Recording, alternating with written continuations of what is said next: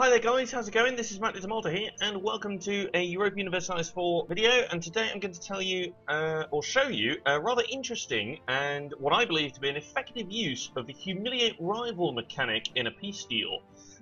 So first thing to note is I didn't actually use the Humiliate Rival Casus Belli in this particular example that I'm going to show you.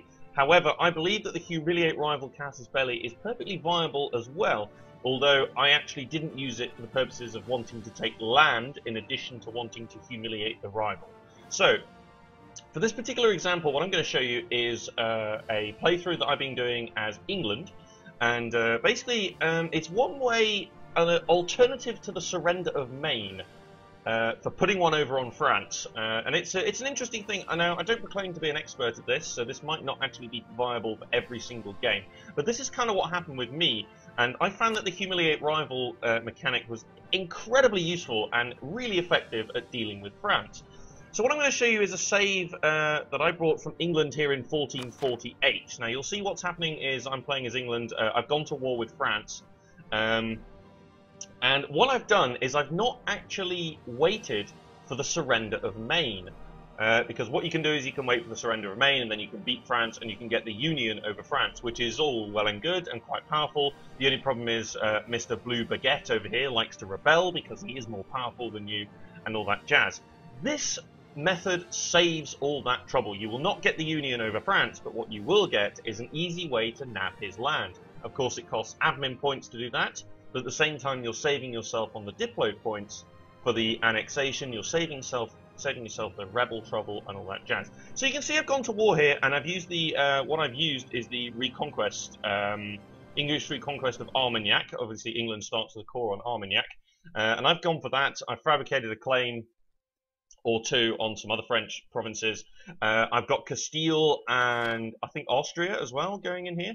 Yes, and Portugal, because you keep the alliance with Portugal at the start. So I've got Castile, Austria and Portugal all involved.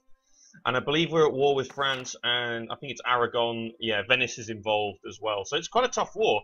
But what I've done is I've used the reconquest. And so what happens is I'm slowly going around occupying all of France's land. Now, the idea being that you want to occupy all of their land, defeat them, utterly devastate them, and occupy everything that they have, every single province that they have. You want to obviously take out the allies, so you want to separate piece out Aragon, you want to separate piece out all the other nations so that you can keep your money going and things like that. In particular, because I have the rebels going on at the moment, the War of the Roses is going on, which is a bit of a pain in the backside, but what can you do? But why would you want to do this? Basically, you want to occupy all of their provinces and devastate them to the point where Burgundy comes and joins and attacks France. So technically Burgundy becomes another ally. As soon as Burgundy declares the war and you've defeated the French, you peace out. So you take some land and you use the Humiliate Rival. Now, why would you want to do that? Well, firstly, it gives you power projection, which is nice. It does extend the peace deal for quite long, but what it does is where you've ravaged their land so heavily, you then use the Humiliate Rival to destroy their power projection and to destroy their prestige. And at that point, the French go bankrupt. All hail, King of the Losers! So what happens is, the French have gone bankrupt, their morale is sapped, all their admin, all their monarch points are gone, everything is devastated, and they've gone bankrupt. They are absolutely defenseless. All their allies will abandon them, they will lose everything. They will lose absolutely everything. And what you've done is you've bankrupted them and then left them with a war with Burgundy. And of course they have no morale, they have no army, their provinces are devastated, they've got no money, they are absolutely useless. So what you are doing is you are allowing the Burgundians to come in and basically ravage the French all over again. And so Burgundy will likely take some land, and of course that is a problem because Burgundy is usually your rival. But Burgundy is a much easier target than the French are. So by devastating the French and giving Burgundy a little bit more of an edge, you are actually plugging a gap here and making the two powers rather even. And so you're able to take them on a lot easier. And of course Burgundy also hates the French. So you've got a three-way war going on. And so what I'll show you here is by 1459, the French have not recovered from their bankruptcy. They are still completely devastated. by what you've done to them and what the Burgundians have just done to them, that you just have a whole pile of free land to take. And so over here you can see I've been pushing in from the west over here. I've kept Maine, and I've just shoved my way in and started pushing in and basically just slowly taking away the land of the French. Now, in order to save yourself them crucial diplo points for this strategy, you're going to want to be fabricating claims. You're going to want to be keeping claims on lots of land so that it doesn't cost you any diplo points to take it in the war. Of course, the Humiliate Rival takes up 40 war score, which is quite a lot, but that leaves you with a long enough truce timer to allow you to fabricate these claims. And so you're able to build up your claims, and you can just, you know, take their lands. Of course, there are the risk of coalitions, but you can do it gradually. And each time you war with France, you take a bit of land, you humiliate them again. Then you do the same again. Now you can see that Burgundy has taken some land here, like Vermandois and Picardy have gone to the Burgundians, whilst I've been able to take a lot of the Bordeaux trade node over here, as you can see. But what you can also see is the French have their own rebels to contend with. Their stability gets destroyed, their prestige is gone, so rebels spawn. And so you get a whole pile of rebels. So whilst you're in this peace time where you're building up these claims, the French, although not at war, are fighting their own rebels. And because their morale has been sapped, they've got no money, they can't field an army, the rebels just keep on spawning. And it just becomes a hell zone for the French. And eventually you just go in and you slowly take their land. And before long, you just carry on. You keep humiliating them and you just keep taking more land. And you just ravage them to the point where they are not a threat anymore. And eventually they will not be a rival. You can see here I've gone and attacked Provence as well. I've joined up my land here. And the French continue to have rebellious problems. And there's nothing they can do about it. And you can see here they have no allies. They have absolutely nothing. They have a couple of royal marriages, but because they're bankrupt, they're useless, they have no friends, they are easy.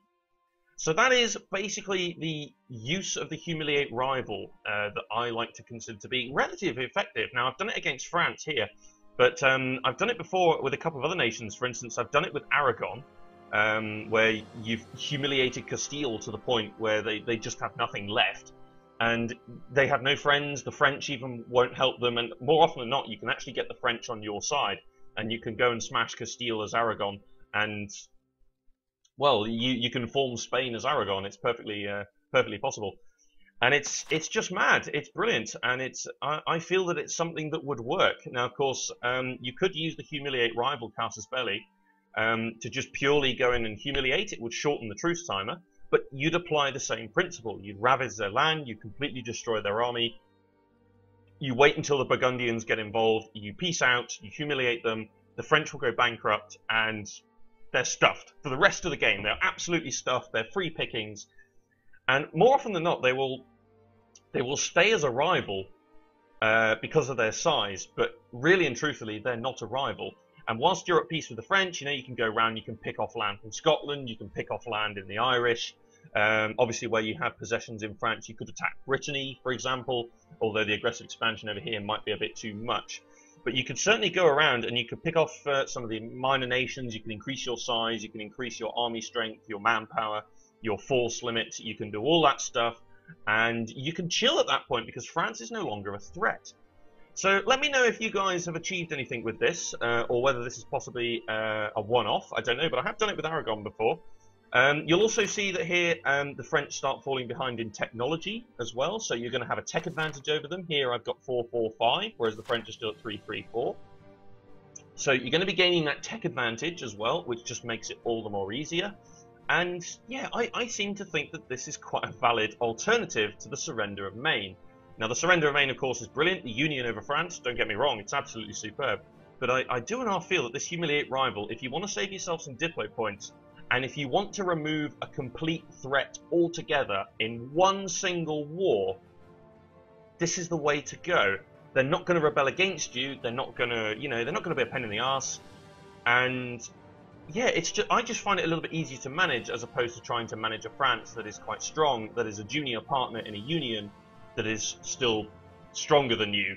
Although saying that, you know, Austria, Castile might join in on your side. But then, of course, if you have some of the DLCs, then there's the ability to support independence. So rivals, your rivals, for instance, here, I can't remember who my rivals are, but I think it's Denmark, Denmark and Burgundy. Now, Burgundy probably wouldn't support the French independence, but the Danes might. And of course, if they're managing Sweden and Norway properly, then they might come in and help. And their navy could be a bit of a problem, but then again, you're England. You can mass up them heavies and be an absolute pain in the arse. The Danish galleys stand no chance in the North Sea against your heavies. So, yeah, you're going to be fine. So there we go. Let me know if this is a good strategy, if this is a bad strategy. Be critical about it, be supportive of it, whatever you feel. But let me know anyway. So that's it for now. So thanks for watching, guys. Let me know how the Humiliate Rival works out for you guys. And I'll see you next time for more for myself, Matt Tomato, and some Europa Universalis IV content. See you later, guys.